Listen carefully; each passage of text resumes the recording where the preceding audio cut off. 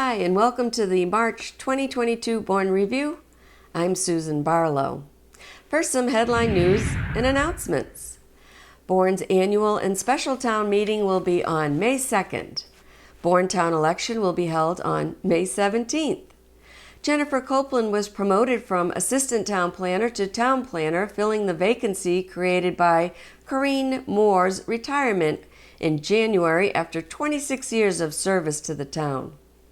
On March 15th, the Bourne Select Board reappointed Steve Mealy as Bourne's representative to the Cape Cod Commission. A former Bourne selectman, Mr. Mealy is vice chair of the commission and serves on their executive board. He participated in a recent review of the expansion plans for the landfill at Icewim. The Board of Health has approved the expansion plans at the landfill. On March 22nd, the Bourne School Committee and Select Board voted unanimously to appoint Carrie Schofield to fill the vacant seat on the school committee board created by the February 11th resignation of Stephen P. Strojny. She will hold the seat until the May election and does plan to run in the election to fill the seat for the remainder of Mr. Strojny's term. Well, here's some great news. Bourne resident and Northeastern women's basketball senior guard Kendall Currence has been selected as the 2022 winner of the Most Courageous Award by the United States Basketball Writers Association. It is the first time a player from the Colonial Athletic Association has ever won the award. Currence was a star player for Falmouth Academy and set the record for the most points scored by a high school player on Cape Cod, and the first ever to score over 2,000 career points. This national honor is given annually to an individual who has demonstrated extraordinary courage, reflecting honor on the sport of amateur basketball. Currence discovered she was a winner of the award during a surprise announcement at the CAA Women's Basketball Tournament. The presentation of the award will be on April 1st at the Final Four in Minneapolis. A rabies clinic will be held on April 16th from 9 a.m. to noon at the Bourne Fire Station. More info is available by calling 508-243-0278. Hello, campers. Bourne Scenic Park is now open for the season. Now for our top stories. Former Selectman James Potter joined 3 other candidates who pulled nomination papers and returned them for 2 seats becoming available on the Select Board this year. He will face incumbent Peter Meyer, who is running for re-election, former Board Director of Public Works George M. Sala, and Wampanoag Tribe member Melissa A. Ferretti, according to the Bourne Town Clerk's office. George Slade has said he will not run for re-election to the board. 4 candidates are running for 2 open seats on the Bourne School Committee.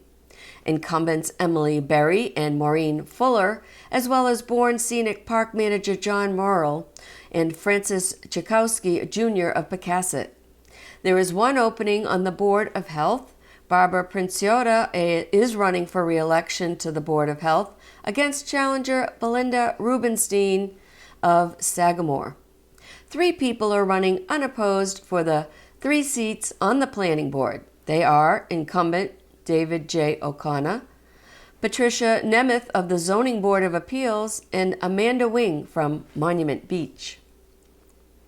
Incumbent Joel Gordon will face challenger William J. Doherty for the veteran representative seat to the Bourne Veterans Memorial Community Center Board of Trustees.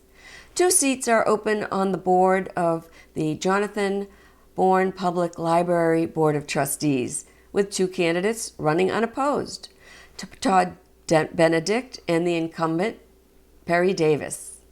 The following incumbents are running unopposed: Amy Coular for Town Moderator, Richard White for Constable, and John Coughlin for Bourne Recreation Authority.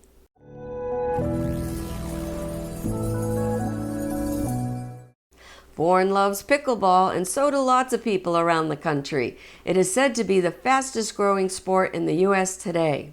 According to the U.S. Pickleball Association, pickleball is a paddle sport that combines elements of tennis, badminton, and ping pong using a paddle and a plastic ball with holes. It is a game that is appropriate for players of all ages and skill levels. Rules for pickleball are simple, making it a great introductory sport. Whether you're a beginner who just wants to learn a new sport for fun, or you're a seasoned player who craves the thrill of more competitive sport, it's got something for everyone. Great for socializing because a pickleball court is smaller than a tennis court. You can actually convert one tennis court into 4 pickleball courts. Gameplay allows players to be close enough to have conversations. Playing pickleball allows you to work on your balance, agility, reflexes, and hand-eye coordination without putting excessive strains on your body. Pickleball is a wonderful alternative for older players who used to play tennis but have physical limitations such as hip, shoulder, knee, or other joint problems. Pickleball is a year-round sport. It can be played outdoors on tennis courts or indoors in a gym. Article 8 at the upcoming annual town meeting will cover items requesting Community Preservation Act funding. CPA funds come from a 3% surcharge on a homeowner's annual real estate tax bill. The funds can be used for historic preservation, community housing, open space, and recreation. A joint funding request from the Bourne Recreation Committee and the Bourne Commission on Disabilities for $330,000 to repair tennis/pickleball courts at Clark Field in Sagamore Beach, Keith Field in South Sagamore, and the Pecasset Recreation Area in courts at the Katomet Schoolhouse in Katomet. The question arose during the discussion of the funding if the court should be repaired or replaced. Alice Howe of the Recreation Committee said that if there is over 500 linear feet of cracking on the court, it's not economically feasible to repair it. The courts at Chester Park and behind the community building and behind Town Hall were not targeted as part of the funding because they would need to be replaced rather than repaired. Repairs will extend the life of a court 3 to 5 years, while full replacement has an average lifespan of 20 years. It is a much longer process to replace a court, and with supply chain and labor shortages, the wait for replacements can make it even longer. The goal is to keep as many courts as possible in good repair for play, as there is already wait lines for the courts. Select Board member Mary Jane Mastrangelo suggested a cost-benefit analysis of repair versus replacement to see what is financially more prudent, repairing or placing our courts. Other CPA funding requests grouped under Article 8 are $13,000 to repair the Bourne town flag, which is on display at Town Hall, $18,000 for the purchase and restoration of a map of Sandwich from 1857, which shows Bourne as West Sandwich, $7,500 to repair and repaint the handicapped access ramp at the Bourne Archives building, $50,000 to conduct a study for replacing the bleachers at Bourne High School, $59,200 to pay administrative services for the Bourne Affordable Housing Trust, $185,000 to Housing Assistance Corporation and Preservation of Affordable Housing for costs related to construction of an affordable housing complex on Cape View Way in Sagamore, $88,982 to the Bourne Housing Authority to pay for repairs on an affordable home at 86 Waterhouse Road.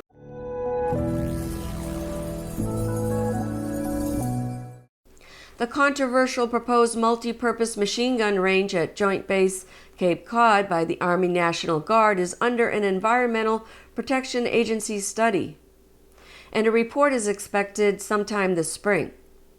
The EPA states that protecting Cape Cod's sole source of drinking water continues to be a high priority for the EPA.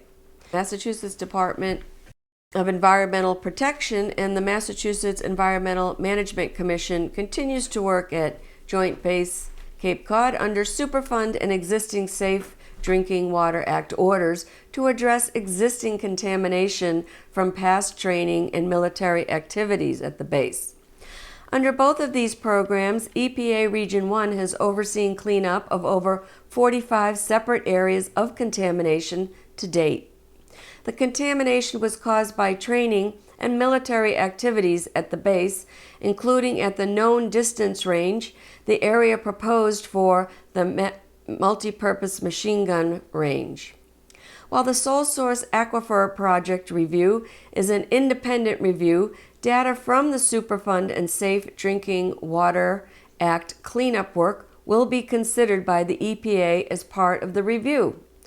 EPA's coordination with the Commonwealth of Massachusetts includes the EMC serving as the oversight body for operations of active small arms ranges and approving use of additional munitions and other training devices.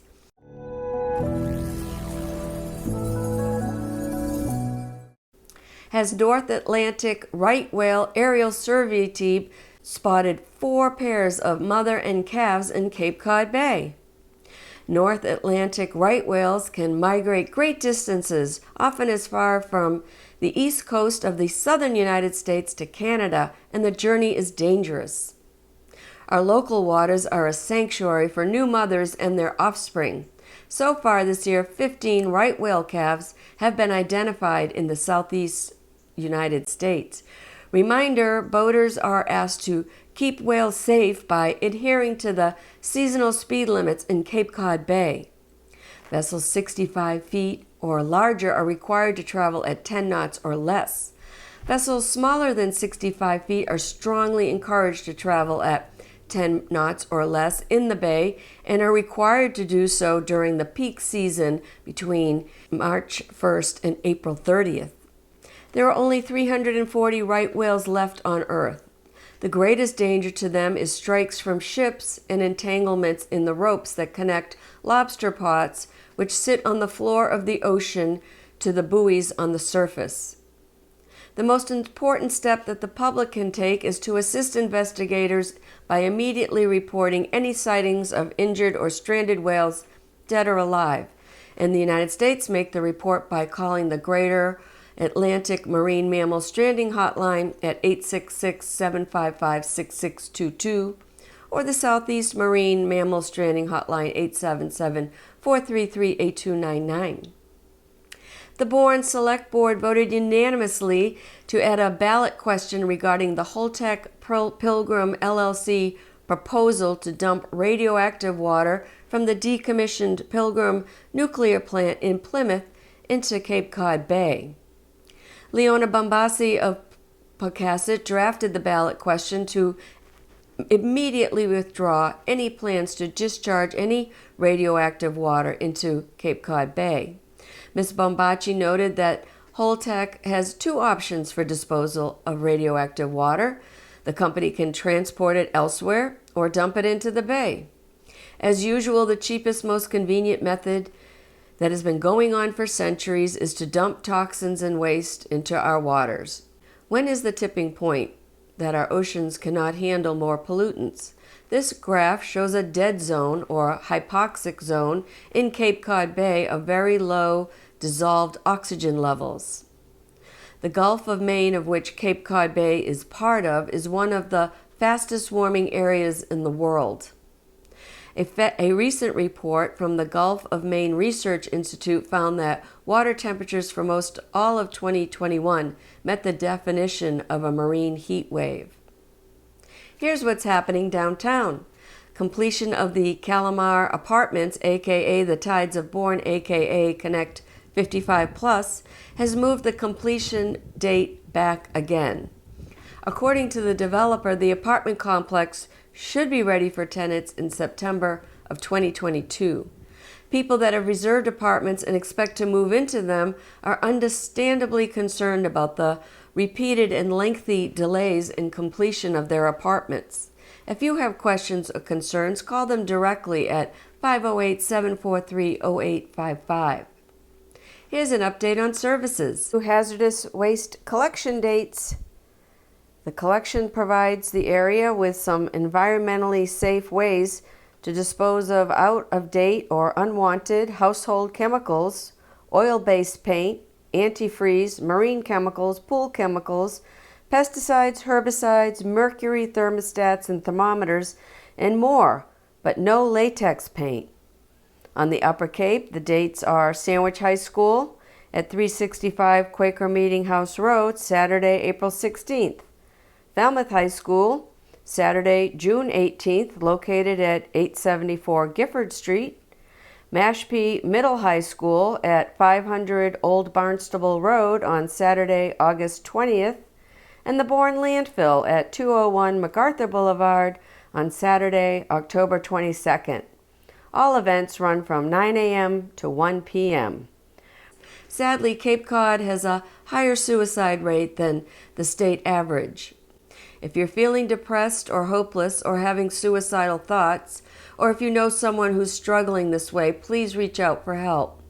Locally, you can call the Samaritans of Cape Cod at 508-548-0900, or call Bay Cove's Cape Cod Behavioral Health Urgent Care Line at 833-229-2683.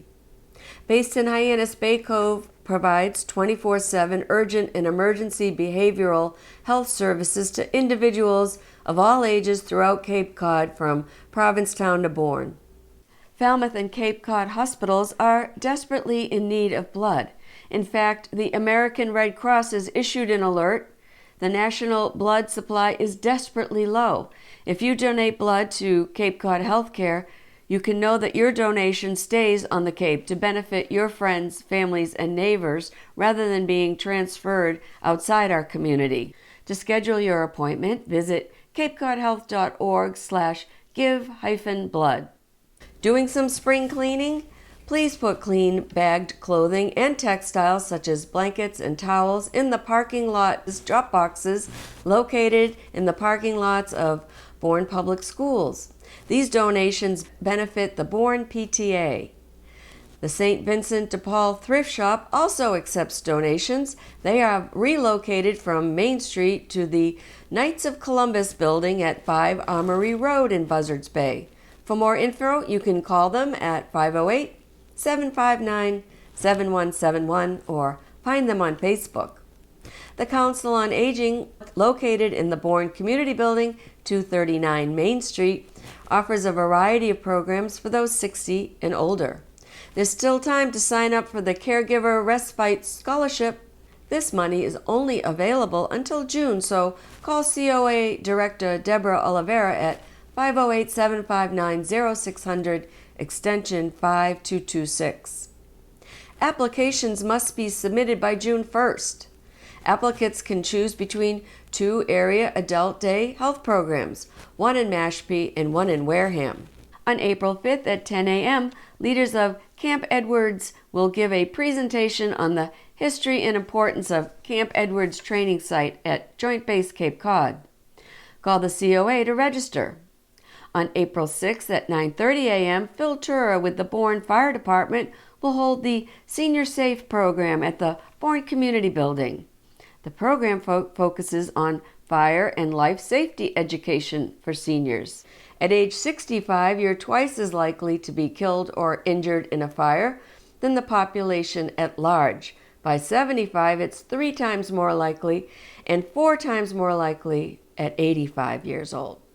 Call the COA to register at 508-759-0600, extension 5300. On April 21st at 10 a.m., April in Paris will be available by Zoom, where you can enjoy a live tour through the streets of Paris. Call to register. There's lots more programming at the Council on Aging. Check out their newsletter online at townofbourne.com. Click on Council on Aging Department and then select Newsletter from the menu on the left. Or stop by and visit the Council on Aging at the Bourne Community Building, 239 Main Street. Need some prepared meals? Order meals at the Council on Aging by noon on Friday for pickup the following Thursday. The list of meal options is available on their website, townofbourne.com. Click on Departments, choose Council on Aging, and then on the left side choose Menu Sid's Kitchen. or find them on Facebook. Here's what's happening at the library. Sally Bear, president of the Uptuxet Garden Club, gave a brief presentation to the Library Board of Trustees about creating a pollinator pathway on the slope in front of the library. The purpose of a pollinator pathway is to create a friendly and supportive environment for our stressed pollinators, such as bees, dragonflies, and birds, etc. For more information about pollinator pathways and a list of pollinator plants for your yard, visit pollinator-pathways.org. Itching to get out into the garden to clean out your beds and dig in the dirt? Stop, it's too early. A good rule of thumb is 5 days of 50 degrees or above weather, day and night. Our native butterflies and bees are overwintering in dead plant materials. By removing and disposing of dead material too early, you risk disrupting and harming these beneficial pollinators. The library, in conjunction with Bourne TV, has a new program called Bourne Community Reads. If you'd like to read a few children's books, Bourne TV will film it and share it on the library website, YouTube, as well as Channel 13. You can read your favorite stories or have Terry Johnson, the children's librarian, pick out a few stories for you. It only takes about 30 minutes, and it could mean a lot to a child who will be able to have books read to them whenever he or she wants. For more information, contact Terry Johnson at 508-759-0600, extension 6106. On Saturday, April 9th at 2 p.m. at the library, you can learn about indoor seed starting by the Blackstone Valley Veggie Gardens. Register at bournelibrary.org. On April 16th at 2 p.m., enjoy a concert by popular harpist Ain Minogue. Celebrates the symbolism of spring in Ireland and the Celtic lands. This pan-Celtic odyssey is nothing less than an enchanting afternoon of music, storytelling, and tradition that is appropriate for all ages and designed to welcome in the spring. Register to save your spot at bournelibrary.org. Have you read Hamnet by Maggie O'Farrell yet? The Bourne Library will take this book up at their next virtual book club meeting on April 28th at 7 p.m. Register at bournelibrary.org to receive a Zoom link. The Bourne Food Pantry accepts food donations and monetary donations. Food donations can be dropped off at the box in the lobby of the Bourne Community Building. Please send monetary donations to Friends Food Pantry, P.O. Box 144, Buzzards Bay, Massachusetts 02532. The pantry is located at 20 Commerce Park in Pocasset. Open Tuesdays 9 a.m. to noon. For more information, call the pantry at 508-759-3351 or find them on Facebook.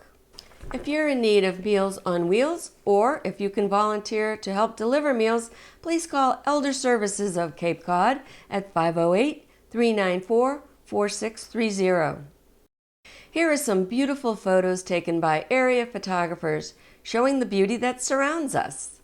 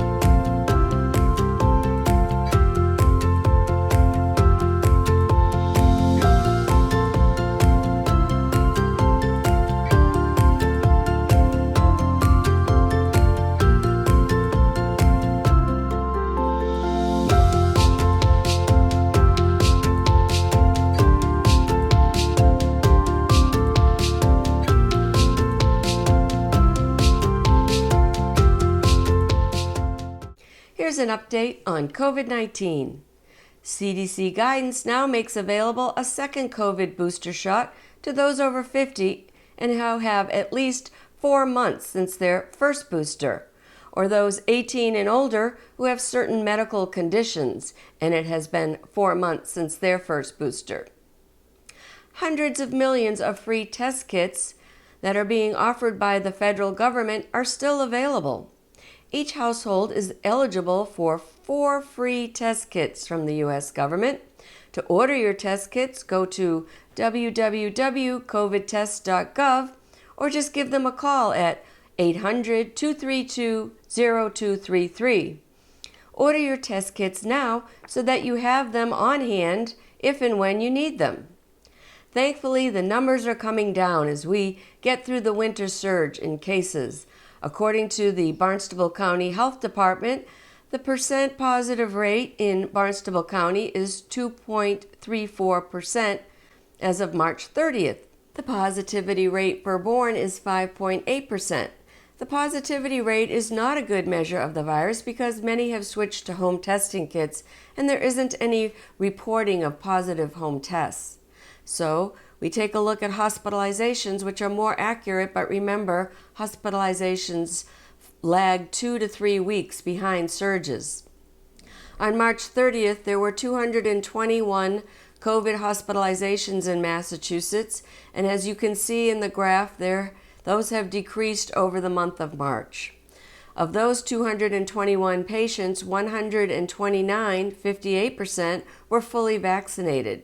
Booster shots help the vaccine maintain protection against severe COVID cases and hospitalization. Need a vaccine or booster? Visit vaxfinder.mass.gov for a list of vaccination locations. The vaccine is free and no ID or insurance is required for vaccination. Need a COVID test? Visit barnstablecountyhealth.org or call them at 508-375-6613. Here's a look at the calendar with some upcoming local events. April 9th through the 16th, it's the Bourne Historical Society's Daffodil Festival at Uptuxet. Come take a look at 5,000 daffodils planted on the beautiful Uptuxet property along the Cape Cod Canal. The festival opens on April 9th from 10 to 3, and you can tour the daffodils, enjoy a craft fair with food and raffles. On April 13th, you can take a stenciling class with Judy Olstrom. On Thursday, take a shell wreath making class with Diane Flynn. On Friday from 12 to 2, take a crystal class with Danielle Briggs. And for children, a felt making class with Wendy Bagley. On Saturday, enjoy an Easter egg hunt with 3,000 eggs. April 27th is the last day to register to vote in order to vote in our town election. On April 30th, it's the Town of Bourne Arbor Day. The Bourne Conservation Department has 100 white oaks to plant throughout our community, and they need our help. You can pick up one to plant from 10 to noon at the Bourne Town Hall. Town meeting will be held on May 2nd. The Uptuxet Garden Club holds its popular plant sale on May 7th from 9:30 to 12:30 at the Pecasset Community Center on Barlow's Landing Road. This year they will once again offer knife sharpening by Don Cross. Come early for the best selection, but no early birds, please. Town election is May 17th. Be sure to subscribe to our YouTube channel to keep up with everything that's happening in Bourne. Go to youtube.com and search for Bourne Community TV. You can also support Bourne Community TV by becoming a member. Go to bournetv.com and click on membership. Well, thanks so much for watching this episode of the Bourne Review, and I'll see you next time.